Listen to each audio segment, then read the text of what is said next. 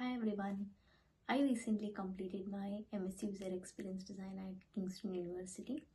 But before that, I worked as an architecture intern and later as a junior architect at several firms.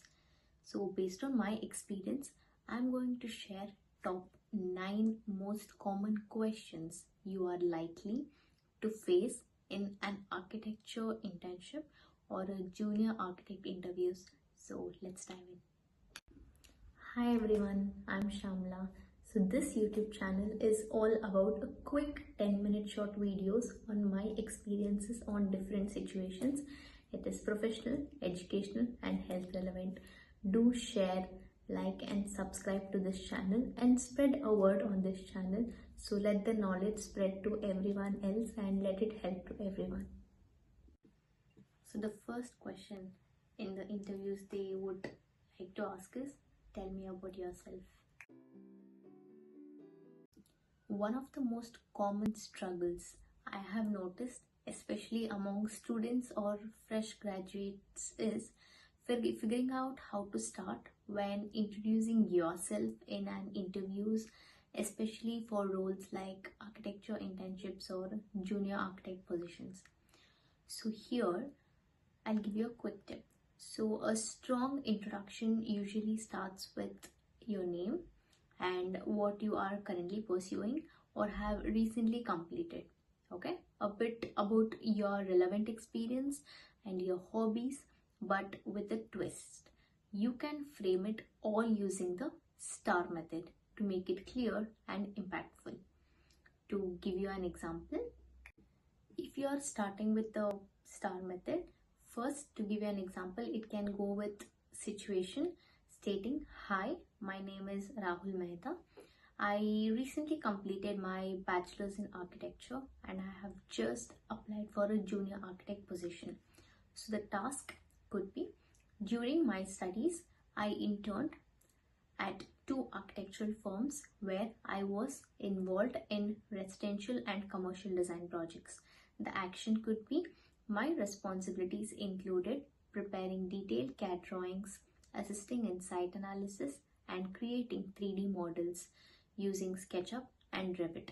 I also supported the team in client presentations and design discussions. The result could be, this hands-on experience helped me build a strong foundation in practical design processes and improved my ability to think critically about spatial planning and sustainability. You need not mention it as situation, task, action and result. I just gave it to you for your reference for a more elaboration. Okay, you can combine this all together into one paragraph and you can go about framing the sentence. So to talk about the hobbies, I'll just give you an example. It can be, in my free time, I enjoy sketching historic buildings and exploring architectural photography. These hobbies help me observe details and design element that I often incorporate into my own creative process. So when you're introducing yourself in an interview, keep it very short, very structured and very relevant to the role. The STAR method is a great way to make sure you are highlighting the right experiences without rambling. Okay, try this out in your next mock interview and see the difference. So the second question can be, explain your thesis. Now this is your chance to talk about your design thinking, creativity and problem solving approach. But the key is to keep it clear and concise. Here's how you can break it down into STAR method. I'll just give you an example. You can first start by mentioning the building type, the target users and the problem you aim to solve. Okay, and then your vision for its future application. To give you an example, for my architecture thesis, I designed a community learning and innovation hub located in an underdeveloped urban neighborhood. The project focused in public architecture with a social impact. My aim was to address the lack of accessible educational and collaborative spaces for low-income youth and entrepreneurs in the area. I conducted site analysis, community interviews and studied sustainable building techniques to create a more modular, flexible spaces that encourages both formal learning and informal innovation. I use tools like AutoCAD, Revit, and Lumion to visualize and communicate the concept.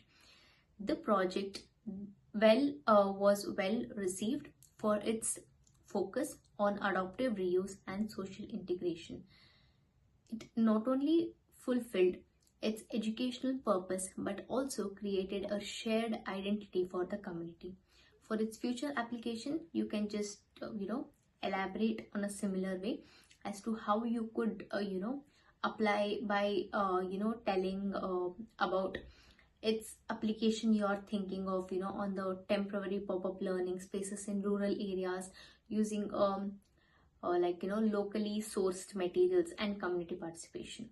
So when you're asked to explain your thesis, don't just describe the building, okay? Focus on why behind your concept, who it helps, and how you approached solving this real world problem. So the STAR method keeps your answers very structured and impactful. So the third question they might ask you is, how would you rate your software skills? Now the trick here is to be honest, confident, but also be humble, okay? Instead of overselling or underselling yourself, give a very balanced answer based on your actual experience, especially from academic projects, internships, or real world work. If they ask why, only answer, or else you can, just go about telling up the score. But if they ask you for as to why would you like to give such a score, I'll just give you an example which I'll be describing to you in a few minutes. Because some employees say we rejected you as you're over answering. Sometimes when you too much answer also, it becomes a problem.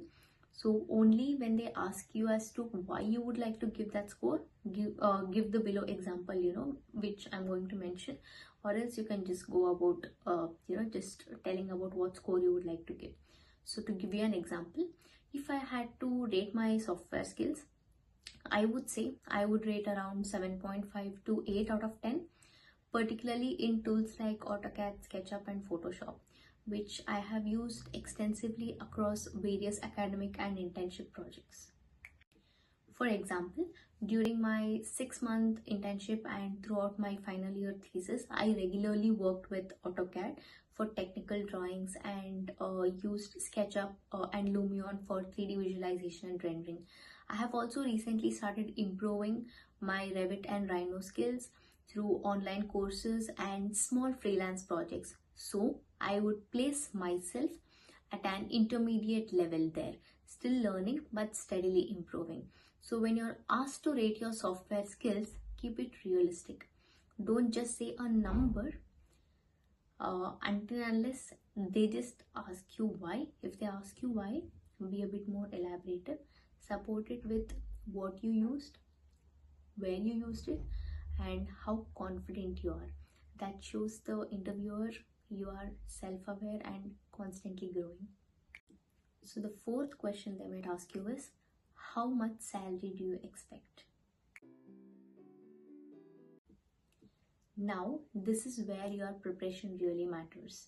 Before the interview, make sure you do your research of the average salary range for the role you're applying for in the specific country or the city where the job is being based. Why, you might ask the question? So because when you give a realistic research-based answer, it shows the employer that you have done your homework and understand your value in the current market. So remember, never guess and say anything is fine. Instead, go in with a well-informed range, okay? It makes you look confident, professional, and aware of the industry standards. And the fifth question is, are you ready to work for extra hours? Now, this is a question often asked to check your sense of commitment, especially since architecture sometimes involves tight deadlines or unexpected project changes. So, but here's the key. Don't over promise. Okay, you don't need to say yes to working late all the time. Instead, give a very balanced and a realistic answer that shows you're flexible and responsible but also value work life balance. To give an example, yes, I'm definitely open to working for extra hours when needed, especially during tight deadlines or urgent project submissions. I understand that in architecture, timelines can shift, and sometimes the team needs to put in a little extra effort. That said, I do believe in maintaining a healthy balance, so I would be happy to support the team occasionally when it's genuinely required. When you answer it in this way, that would show you that you're diplomatic, yet you're trying to set your boundaries straight. Okay, so this kind of answers show that you're committed and a good team player without giving the impression that you will be available 24 bar 7. Okay, it's about being professional, not passive. Question is, and the sixth question is, are you ready to commit for 2 years? Sometimes this is clearly mentioned in the job description, but other times it's only come up during the in-person interview. So it can catch you off guard. So be prepared prior. Okay. So how should you respond? I'll just give you an example. I'm definitely open to a long-term role, and if the work environment and learning opportunity aligns well, I would be happy to commit to a 2-year contract. So at this stage of my career, I am looking for both stability and growth. So I would love to see how I can evolve with the company. So remember, companies ask this to understand your sense of commitment and your future plans. Okay, you don't have to give a very rock solid promise. Just be honest about where you stand. Okay, it's better to be clear now than to commit to something you are unsure about later. Question, the seventh question they might ask you is, what are your hobbies? See, if you have already introduced yourself but didn't mention your hobbies when you are talking about yourself, so the interviewer might also just get to know you better. They might also ask you this question as to how your interests connect to the role. So my advice is, keep your answer very professional and relevant. Avoid going too personal or unrelated. And just like other questions, you can organize your answer using the star method to make it more clearer and impactful. So when asked about your hobbies, try to highlight your interests that support your role as an architect or designer. It's a great way to show your passion beyond just the technical skills. So the eighth question is, if I am your client, how would you speak to me and get a project from me?